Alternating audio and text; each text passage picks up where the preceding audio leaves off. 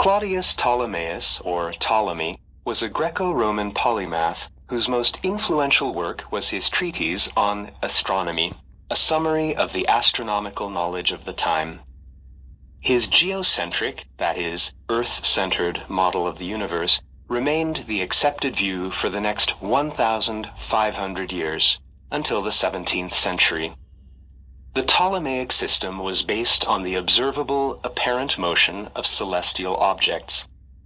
In this system, the center of the universe is the Earth, which all the other celestial objects orbit on circular paths, but at different speeds.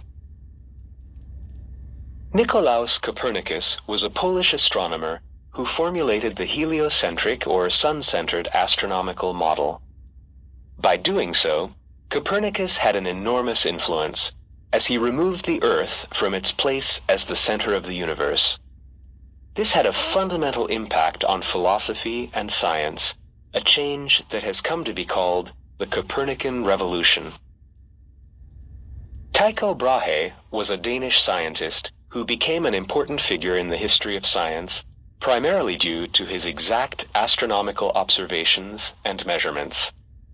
He took Johannes Kepler on as his assistant and handed over to him the results of his measurements and observations.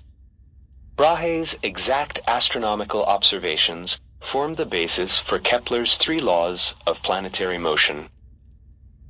Johannes Kepler was a German scientist who achieved a scientific breakthrough by describing planetary motion. For metaphysical reasons, Copernicus assumed that planets moved in circles. However, this assumption is not borne out by observation. It was Kepler who later introduced the idea of elliptical orbits, which greatly simplified the heliocentric model. In elaborating the 3 laws of planetary motion, Kepler relied on the exact measurement data provided by Tycho Brahe.